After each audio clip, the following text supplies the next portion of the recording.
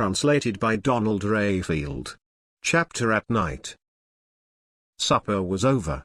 Glebov took his time licking his bowl clean, then carefully raked the breadcrumbs off the table into his left hand, which he lifted to his mouth so as to lick every crumb off his palm.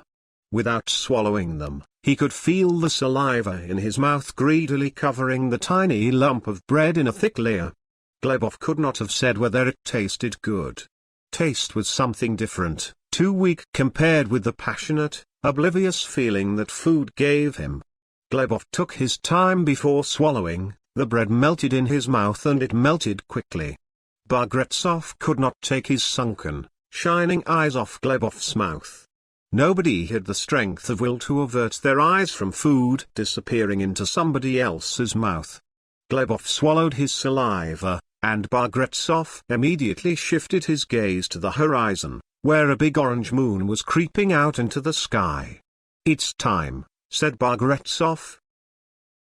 Without speaking, they followed the path to the rock and climbed to a small ledge that went around the bare hill.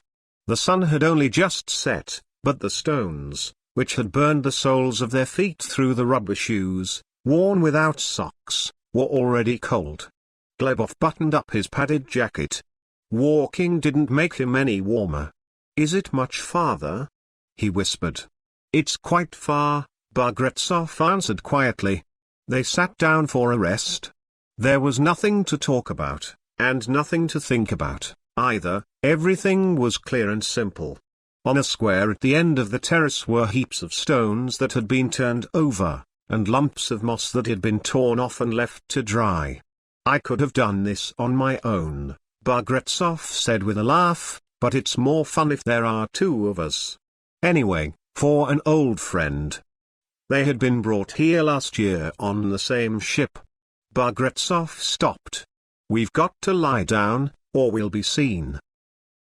They lay down and started throwing the stones aside. None of the stones here were too big for two men to lift or move, because the men who had dumped them here in the morning had been no stronger than Glebov. Bagretsov cursed quietly. He had grazed a finger, and it was bleeding.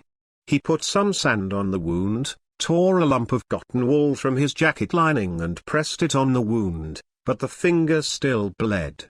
"Bad clotting," said Glebov in a bored tone. "Are you a doctor, then?"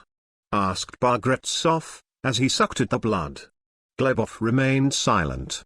It seemed a very long time ago that he had been a doctor. And had he ever been one?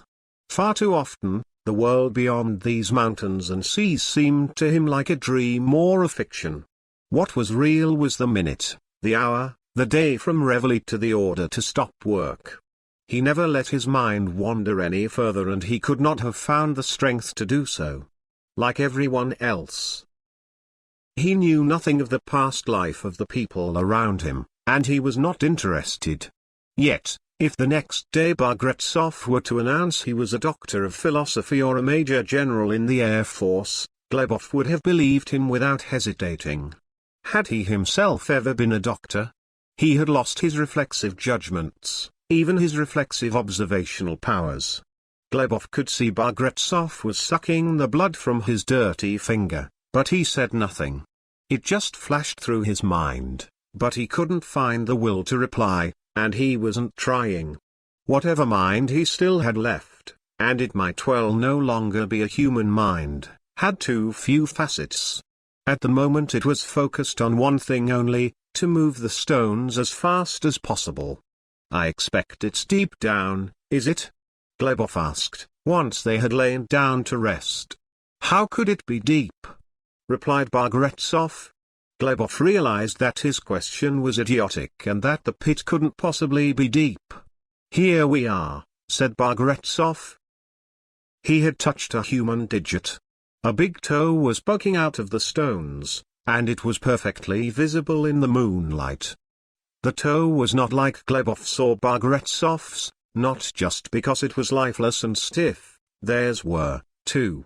The dead man's toenails had been cut, and the toe was fatter and softer than Glebov's.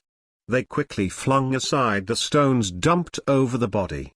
"Quite young," said Bagretsov. It was an effort for the two of them to drag the corpse out by its legs. "A pretty big lad," said Glebov, who was out of breath. "If he hadn't been such a big lad," said Bagretsov, "he'd have been buried like the rest of us, and we wouldn't have had to come all this way today." They straightened out the corpse's arms and pulled off his shirt. "His underpants are quite new," said Bagretsov with satisfaction. So they pulled the underpants off too. Glebov stuffed the bundle of linen under his padded jacket. "It'd be better if you put them on," said Bagretsov. "No, I'd rather not," mumbled Glebov. They placed the corpse back in the grave and covered it with stones. The blue light of the moon, which had now risen, shone on the stones, on the thin polar forest, picking out every ledge, every tree in a special light that was not like daylight. Everything seemed real in its own way, but not its daytime self. This was a sort of second, nocturnal aspect of the world. The corpse's linen grew warm from being close to Glebov's body. It no longer seemed to belong to someone else. "I could do with a smoke," said Glebov dreamily. "You can have a smoke tomorrow," said Bagretsov, smiling. Tomorrow they would sell the clothes and get some bread, perhaps even a bit of tobacco in exchange.